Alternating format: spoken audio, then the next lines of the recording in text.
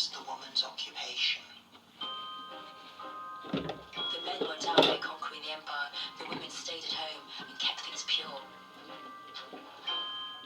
Women were expected not only to create the perfect home, the lady of the house had to measure up as well. Our next danger in this house is in the bedroom. The pursuit of this feminine ideal wasn't entirely safe.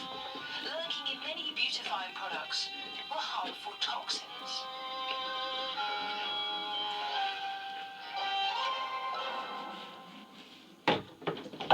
Part of being the ideal Victorian woman was looking just right. Whatever your physique, one of these came in handy. In fact, this was essential. Corsets kept everything under control, and they meant self-reserve, and that was vital to the Victorian woman, because the opposite was just excess and freedom and flesh flying everywhere, and once you did that, well, the world might fall down. That's quite tight already. You're actually just squeezing all the air out of my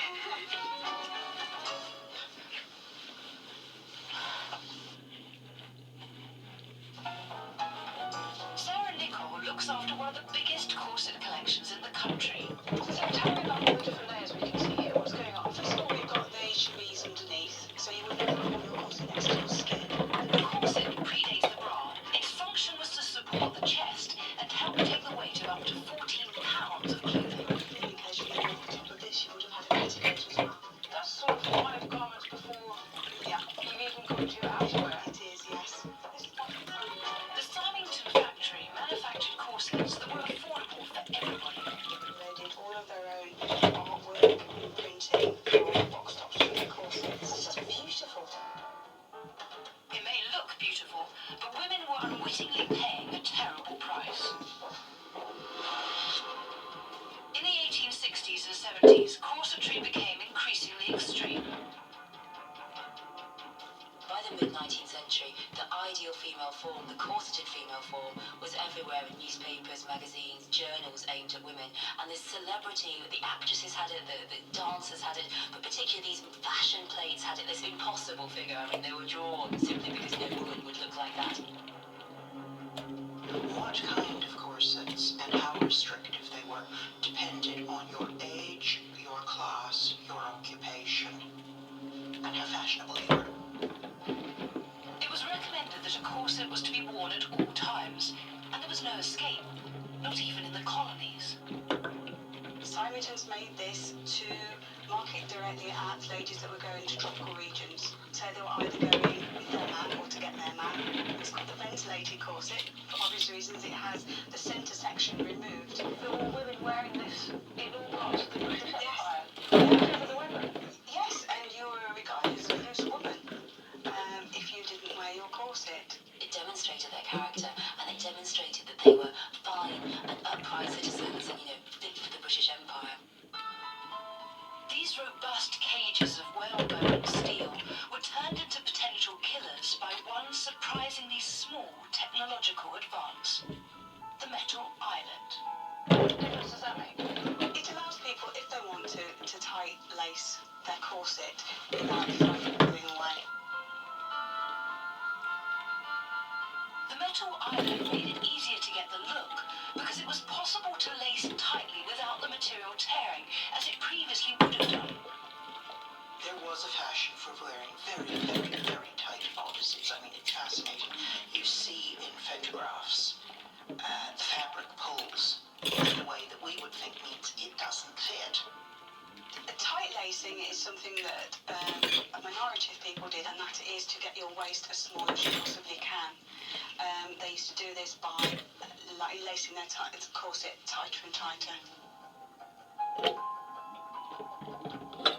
Some women would keep their corsets on day and night to train their bodies.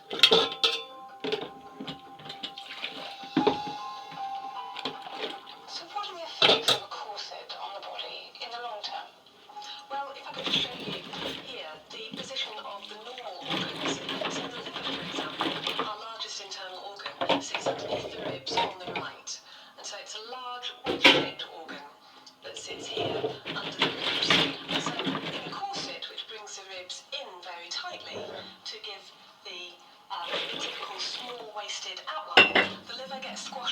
downwards, and it presses against the ribs. And in fact, there are specimens of livers taken from women who have died who've worn tight corsets, and they have ridges on them where the ribs have made indentations in the sides of the body because it's been so tight.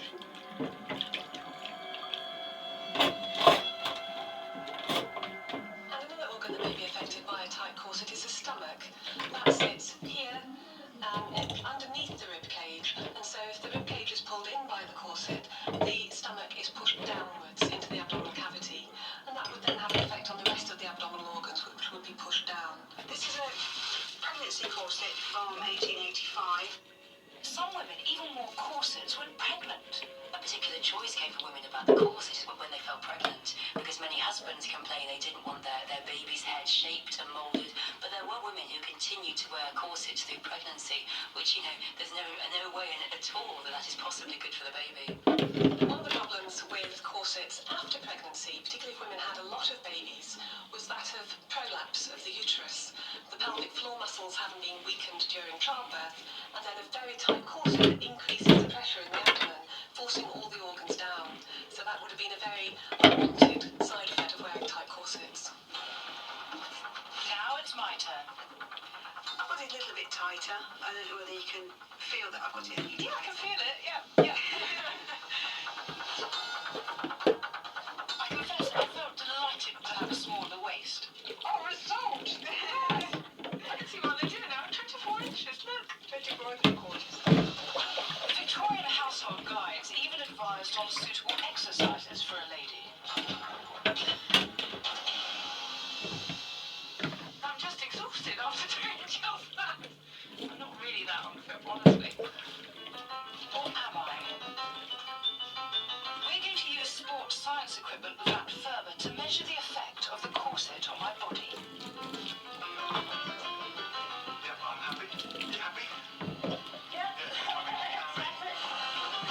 First, I have to give you a baseline of fitness without the corset. I exercise for 6 minutes.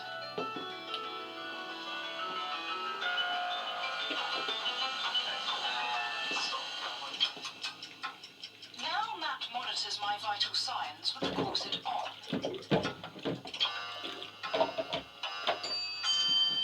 First, how it affects me at rest.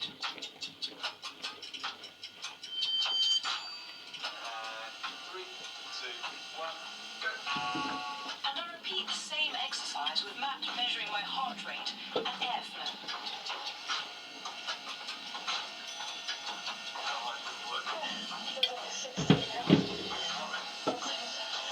Perfect, good. 2 minutes to go.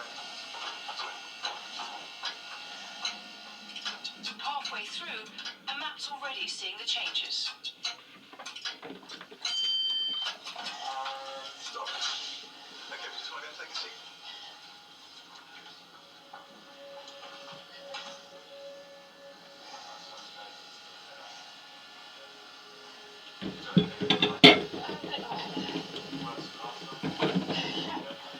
I feel close to fainting, and it takes 2 minutes for my head to clear, and I'm not even tight-laced. Breathing okay? Last 10 seconds. Excellent.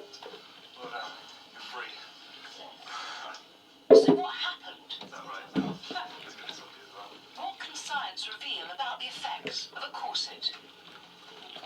So, in terms of the rate in which you're breathing, so even at rest, you can see. So you got the red line is when you're wearing the corset, and the blue line is not when you're corset. So you see, even at rest, when you're sitting down, you're breathing in the corset around about 23, 24 breaths per minute. Whereas when you didn't have the corset on, you were down at about 14 breaths per minute. So it shows that even at rest, the corset is really restricting. And then when it actually comes to wash out, when you're doing the exercise, you can see with your figures, with the corset on, your tidal volume, so the amount of air you're getting every breath is a lot lower. So you're breathing approximately 200 to 300 mils less every single breath with the corset on. Gosh. Yeah, So that's why the endocardiac is really fighting to get in there. absolutely. You know, really, with these figures, you can really see the impact the corset and restriction the corset's having. You're basically hyperventilating when you corset. That's kind of what's happening because you're breathing an awful lot faster. You know, over 10 breaths per minute. It's an extra 25% faster wearing a corset.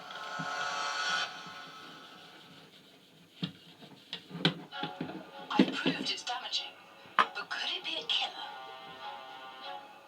That chronic underperfusion, not getting enough air down into the bottom of the lungs, could cause problems. It predisposes to infections like pneumonia, and that was something that a very tight corset, worn for many hours a day, could cause problems with. If a woman had an underlying problem, it could exacerbate it. So, for example, if a young girl had rickets from vitamin D deficiency, she'd have soft bones that were still developing, and they could be distorted very much by wearing a tight corset. There are stories of the ribs breaking and piercing the lung underneath, which could be fatal. As the century wore on, the corset became the focus of a huge debate. Women's possibilities for activity became much larger over the 19th century. By the end of the 19th century, there was nothing unvirtuous in going around on your bicycle, in walking freely, and so this really wasn't very practical for them to be wearing corsets. I mean, this simply didn't work. And increasingly, women began to say, these are pointless, they're just getting in the way. You know, I'm spending hours in the morning getting myself into the corset when I could be doing something far more useful. It really also coincided with the growth of the votes for women, the idea that women were equal citizens. So if they're equal citizens demanding the vote, they shouldn't be treated as some kind of excessive ornament that are there to be looked at and there to be admired, and are ruining their health just so they look right for men. The campaign for change was spearheaded by the Rational Dress Society, established in 1881. Constance Wilde